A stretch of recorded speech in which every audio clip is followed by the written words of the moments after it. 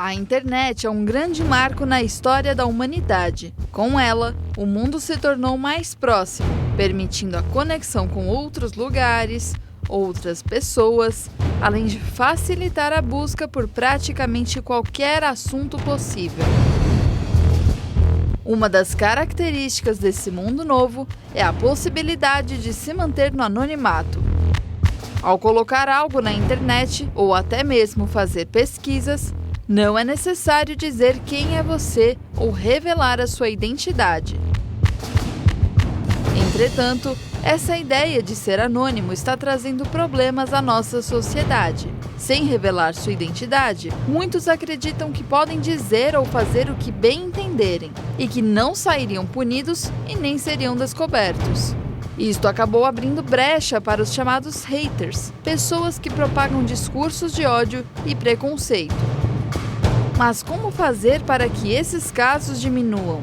Como devemos ser responsáveis pelos nossos atos no mundo digital? É possível realmente descobrir quem são os haters? O Bendita Hora de hoje fala sobre responsabilidade digital. Participe do nosso bate-papo através do canal do YouTube, em youtube.com/TV Redevida. Tire suas dúvidas e fique por dentro do assunto agora. Vocês vão lembrar do desenho do Pica-Pau. Tem um desenho do Pica-Pau que eu lembro que eu era criança, viu, Barbá? Tinha uma cena dele que o Pica-Pau, ele estava diante de um dilema. Ele não sabia o que ele fazia. Aí ficava um pica-pauzinho de chifrinho de um lado do ombro dele. Faz isso! Tudo escondidinho aqui atrás. Por que você não faz isso? Olha! E o outro lado do ombrinho do Pica-Pau, um outro pica-pauzinho, anjinho. Diz, não faz isso. Tu lembras disso? Olha, esse problema que a gente está vivendo hoje, que essas redes sociais, elas são maravilhosas, mas elas são perigosas. E você pode, sem você querer, se tornar um diabinho na vida de muita gente, hein? Por isso, eu tenho a honra de ter aqui um baita de um advogado jovem, super competente, para falarmos do assunto como esse aqui. Doutor Antônio Borges Neto, advogado. Doutor Antônio, muito boa tarde. Boa tarde, Padre Marcos, tudo bem? Uma alegria estar com o senhor aqui, viu? Obrigado. Senhor, por causa da sua capacidade acadêmica, tá ok? A sua capacidade de poder esclarecer assuntos como esse para nós. Doutor Antônio, que alegria estar aqui no nosso programa Bendita Hora. Prazer é todo meu. Esse assunto é um assunto riquíssimo, hein? Muito. Hoje em dia, então, tá mais rico do que era antes. É, porque é um assunto nosso, né? Dessa geração mais que a gente está fazendo parte, que hoje o mundo está bem digitalizado. Sim. E a gente pode fazer um bom uso, como pode fazer um mau uso e pode cair dentro de algumas falcatruas. Exatamente. Doutor, eu acho que a primeira pergunta, acho que para deixar isso bem claro, o senhor mesmo falando sobre isso, o que é essa responsabilidade digital, doutor? Então, a responsabilidade digital, ela é um conjunto, né, de regras e normas, né, até hábitos que nós, enquanto usuários da internet, usuários do meio digital, mas não só nós, pessoas físicas, mas as empresas também, todos nós da sociedade, temos que ter para justamente tornar o ambiente, a internet um ambiente pacífico e de boa utilização, de boas normas, né, sem quebrar nenhuma regra, sem quebrar nenhuma lei, sem ofender o próximo. Que interessante. Quer dizer que parece que não muda nada do que nós já vivemos aqui, no nosso real do dia a dia, próximo, presente no dia a dia. Só que como a gente está aprendendo a viver e se manifestar diante das redes sociais, a gente vai precisar ter regras, temos regras que precisam e tem leis que são firmes também. Agora, esse lado que as redes sociais, ela nos ilude com o anonimato. Sim, exatamente. Isso é um perigo, né, doutor? Um perigo muito grande, desde a Constituição desde a década de 80, ou seja, muito tempo antes de pensar a existência da internet e da rede social, ela já falava, a liberdade de expressão é um direito, mas é vedado o anonimato. Mas aí vem a rede social, quebra isso, garantindo o anonimato de uma forma que a sociedade precisou aprender a lidar. A legislação precisou entrar nesse meio para o quê? Coibir que esse anonimato vire algo para virar danoso para as outras pessoas, para que seja utilizado o anonimato para praticar crimes. Até que ponto, doutor Antônio, por exemplo, eu sou um sacerdote, eu utilizo as redes sociais e muitas coisas são publicadas pelo meu Facebook, YouTube, Instagram, pelas redes sociais. Sim.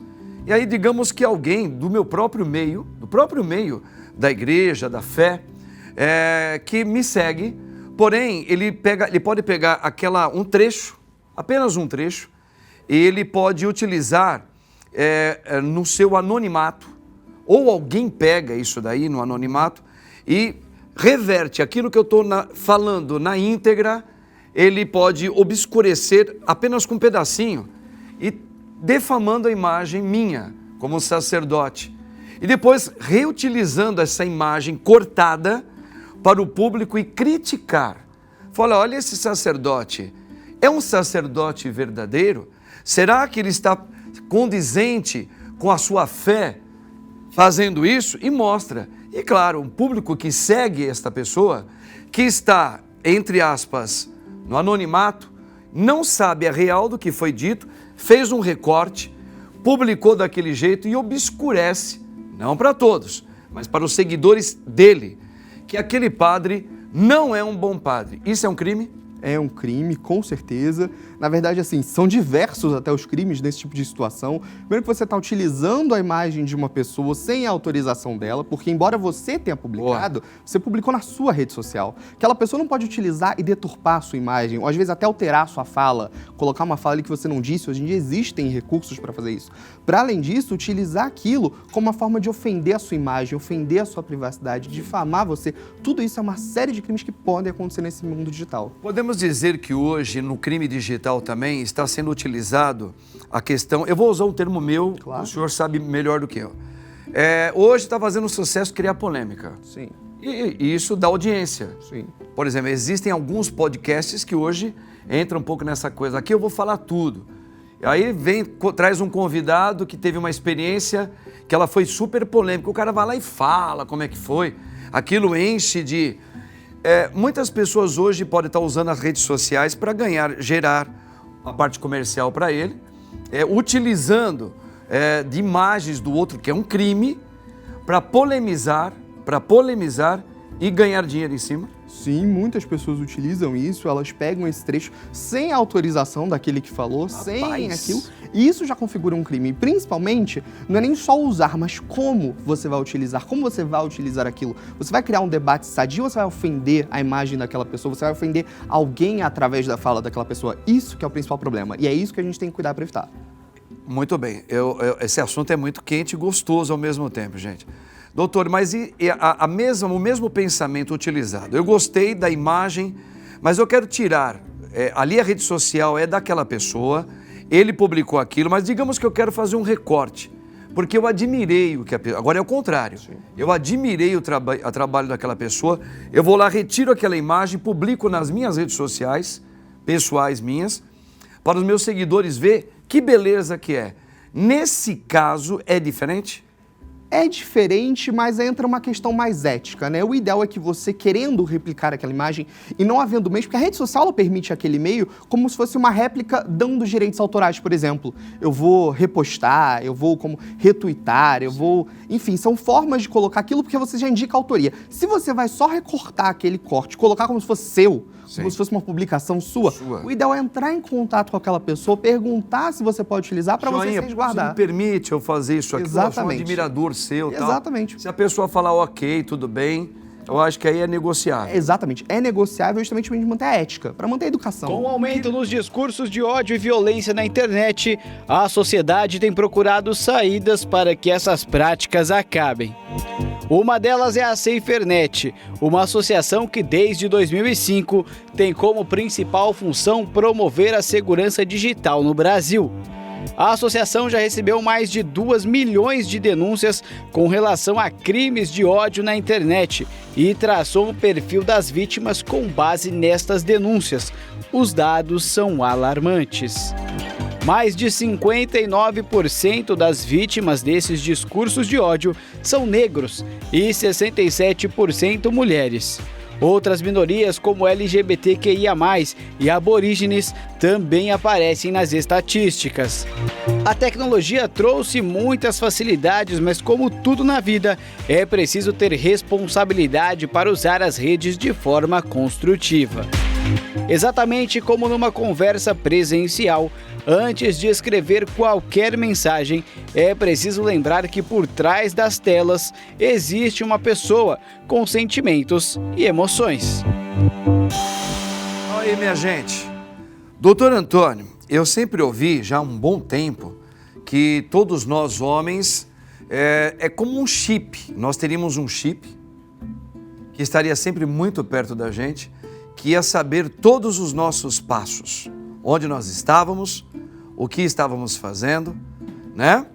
E hoje a gente vê que nós temos, de uma certa maneira, um chip junto com a gente. Com certeza. Que são essas redes sociais. Sim. Só o fato de você fuçar, aqueles que estão engenhando tudo, isso sabe o que você mais gosta, o que você vê, o que você não vê.